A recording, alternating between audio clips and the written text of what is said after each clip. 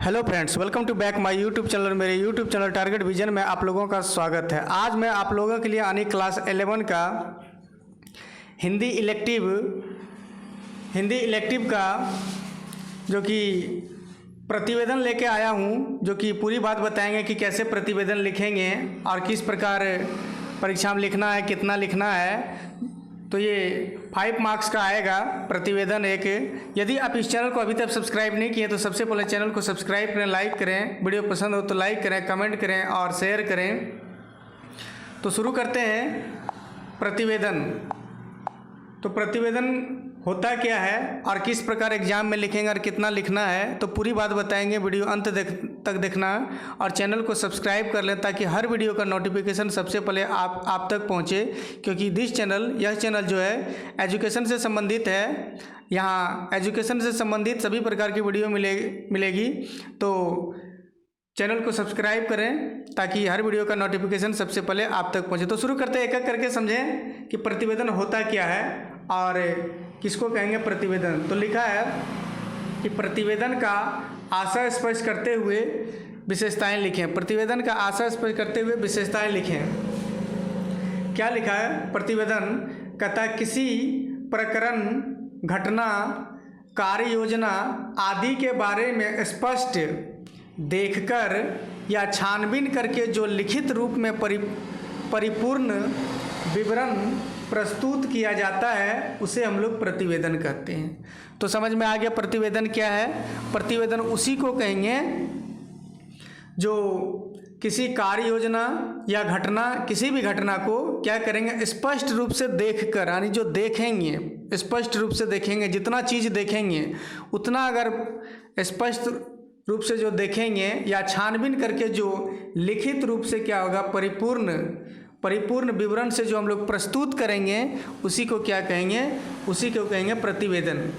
तो ये समझ में आ गया कि ये प्रतिवेदन है।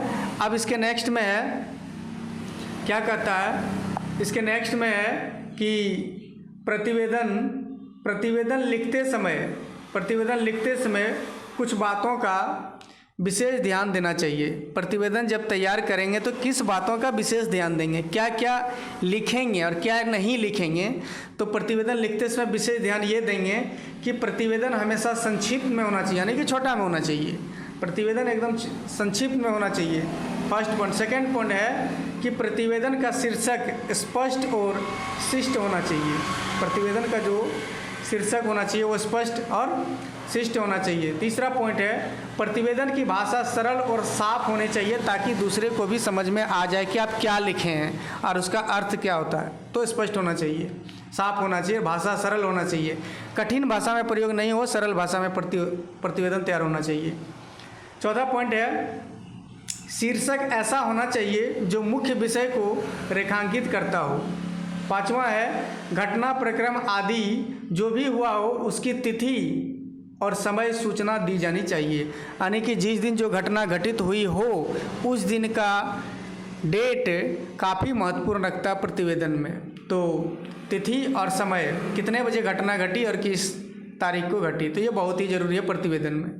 छठा पॉइंट है प्रतिवेदन में केवल महत्वपूर्ण तथ्यों को ही लिखना चाहिए, ऐसे लंबा चौड़ा करके नहीं, सिर्फ पॉइंट वाला बात ही लिखना चाहिए प्रतिवेदन में। नेक्स्ट पॉइंट है कोई भी घटनाक्रम, प्रक्रम या किसी छानबीन की मुख्य बातें प्रतिवेदन में अवश्य लिखी जानी चाहिए। जो कि मुख्य बात हो वो प्रतिवेदन में अवश्य लिखनी चाहिए। नेक्स्ट पॉइंट है इसका पॉइंट नंबर 8, व्याख्या सहित क्रमानुसार रूप में ही लिखना चाहिए। व्याख्या होना चाहिए, उसका पूरी बात समझ में आ जाना चाहिए कि घटना में क्या कहा जा रहा है, तभी हम प्रतिवेदन कहेंगे। नेक्स्ट पॉइंट है इसका कि निर्णयों की जानकारी देनी चाहिए कि क्या हम निर्णय ले रहे हैं। लास्ट पॉइंट है प्रतिवेदन लिखते समय भाषा में प्रथम पुरुष का प्रयोग नहीं होना चाहिए। जब भी हम प्रतिवेदन तैयार करेंगे तो प्रथम पुरुष का प्रयोग नहीं करेंगे, तो क्या करेंगे, द्वितीय पुरुष का प्रयोग करेंगे। तो ये था प्रतिवेदन लिखते समय किस बातों का ध्यान रखना चाहिए। ये परीक्षा में 5 नंबर का आएगा, जो कि कल परीक्षा होगी हिंदी की, हिंदी इलेक्टिव। ये हिंदी इलेक्टिव से संबंधित है और अगर प्रश्न में पूछा जाता है कि प्रतिवेदन लिखते समय किन बातों का ध्यान रखना चाहिए, तो ये पूरा पॉइंट लिखेंगे, पॉइंट 10 लिखेंगे, यहाँ से यहाँ तक पूरा पॉइंट नंबर 10 तक, 1 से लेके 10 तक पॉइंट लिखेंगे। सिर्फ अगर पूछा जाए कि प्रतिवेदन लिखते समय किन बातों का ध्यान रखेंगे। अगर पूछा जाए कि प्रतिवेदन क्या है, तो सिर्फ प्रतिवेदन क्या है, तो यहाँ से लिखेंगे इतना, प्रतिवेदन क्या है, ये पूरी बात लिखेंगे, प्रतिवेदन क्या है। अगर पूछा जाए प्रतिवेदन की विशेषता क्या है, तो नेक्स्ट चलते हैं आगे, प्रतिवेदन की विशेषता। तो यहाँ शुरू होता है प्रतिवेदन की विशेषता, तो यहाँ विशेषता लिखेंगे।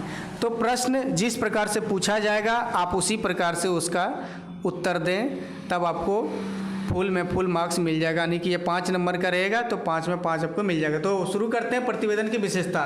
तो विशेषता क्या होती है, तो प्रतिवेदन की विशेषता जो है निम्नलिखित है। प्रतिवेदन की विशेषता निम्नलिखित। 1 नंबर क्या करता है, प्रतिवेदन में किसी प्रकरण, घटना या कार्य योजना, प्रसंग की प्रमुख बातें ही लिखी जाना चाहिए। प्रतिवेदन का ये पहला विशेषता है कि जो भी घटना घटित हुआ हो या कार्य योजना हो तो उसका क्या करें, उसका प्रमुख बातें, जो मुख्य बात है वो लिखी होनी चाहिए।